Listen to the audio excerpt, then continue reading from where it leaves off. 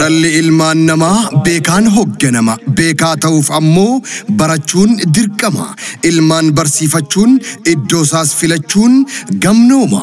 Maarree dhaloota boru biyya ijaaree biyyaaf bu'aa buusu horachuuf bu'uura irraa barnoota diinii fi akkaadaamii qaroomina teknooloojiitiin deeggarame dhaloota dhaalchisuun barbaachisaadha. Wirtuu hifzii Qur'aanaa fi barnoota Daarul Hudaa magaalaa Shaashamanneetti hayyoota biyyi keenya damee akkaadaamii fi diiniitiin oomishteen kan hundeeffame.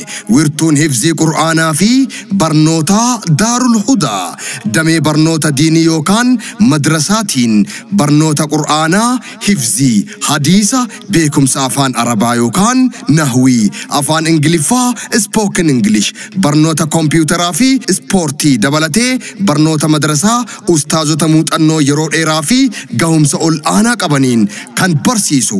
Wirtuun hifzii Qur'aanaa fi barnoota Daarul Hudaa dallaa mijahaa magariisaa fi bal'aa iddoo mijahaa balaa konkolaataa fi sagalee jeequmsaa kamuu irraa bilisa ta'etti barattoota fageenya irraa dhufaniif iddoo bultii nyaataaf dhugaatii dabalatee itti gaafatamummaa fi qulqullina ol aanaadhaan qopheessuun isin tajaajiluudhaaf kan onnate.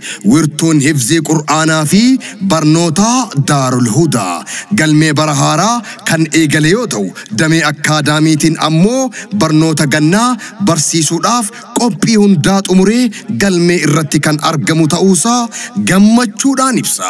Wirtuu hifzii Qur'aanaa fi barnoota Daarul Hudaa barnoota idileetiin cinaatti namoota halqaa jiranii fi namoota hojiidhaan qabamanii barnoota addaan kutaniif barnoota isaanii akka itti fuufaniif barnoota al-idilee yookaan barnoota fagoo fi barnoota galgalaas kan barsiisnu ta'uu hubattanii carraa kanatti fayyadamuun beekumsa kufee hin cabne kan namarraa hin godaanne akka argattan yaamicha isiniif taasisa. Wirtuu hifzii Qur'aanaa fi barnoota Daarul Hudaa galmee barnoota gannaa fi kan madrasaa adoolessa tokko irraa waan eegalee jiruuf iddoon qabnus muraasa ta'uu hubattanii ilmaan teessanis ofii keessanis akka galmooftanii barattan isin beeksifna.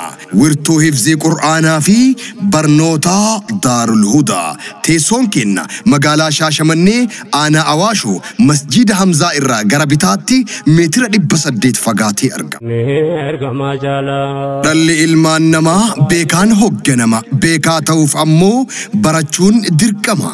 Ilmaan barsiifachuun iddoo isaas filachuun gamnooma.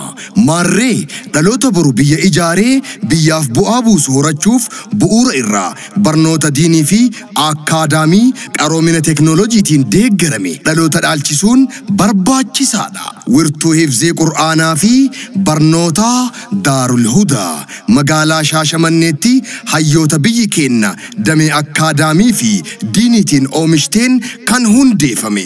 Wirtuun hifzii Qur'aanaa fi barnoota Daarul Hudaa damee barnoota diinii yookaan madrasaatiin barnoota Qur'aanaa, hifzii, hadiisa, beekumsa afaan Arabaa yookaan nahwii, afaan Ingiliffaa, spoken English, barnoota kompiitaraa fi ispoortii dabalatee barnoota madrasaa ustaazota muuxannoo yeroo dheeraa fi gahumsa ol aanaa qabaniin kan barsiisu. Wirtuun hifzii Qur'aanaa fi barnoota Daarul Hudaa dallaa mijahaa magariisaa fi bal'aa iddoo mijahaa balaa konkolaataa fi sagalee jeequmsaa kamuu irraa bilisa ta'etti barattoota fageenya irraa dhufaniif iddoo bultii nyaataaf dhugaatii dabalatee itti gaafatamummaa fi qulqullina ol aanaadhaan qopheessuun isin tajaajiluudhaaf kan onnate.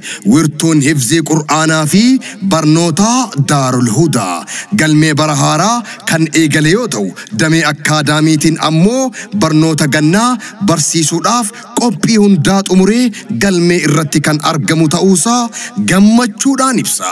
Wirtuu hifzii Qur'aanaa fi barnoota Daarul Hudaa barnoota idileetiin cinaatti namoota halqaa jiranii fi namoota hojiidhaan qabamanii barnoota addaan kutaniif barnoota isaanii akka itti fuufaniif barnoota al idilee yookaan barnoota fagoo fi barnoota galgalaas kan barsiisnu ta'uu hubattanii carraa kanatti fayyadamuun beekumsa kufee hin cabne kan namarraa hin godaanne akka argattan yaamicha isiniif taasisa. Wirtuu hifzii Qur'aanaa fi barnoota Daarul Hudaa. Galmee barnoota gannaa fi kan madrasaa adoolessa tokko irraa waan eegalee jiruuf iddoon qabnus muraasa ta'uu hubattanii ilmaan teessanis ofii keessanis akka galmooftanii barattan isin beeksifna. Wirtuu hifzii Qur'aanaa fi barnoota Daarul Hudaa.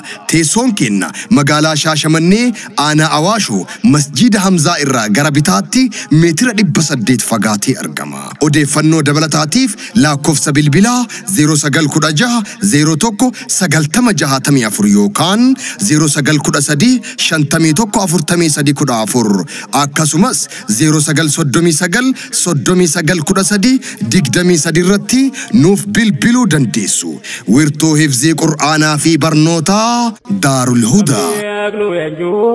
Dubbiin nu malaala arganne erga majaala.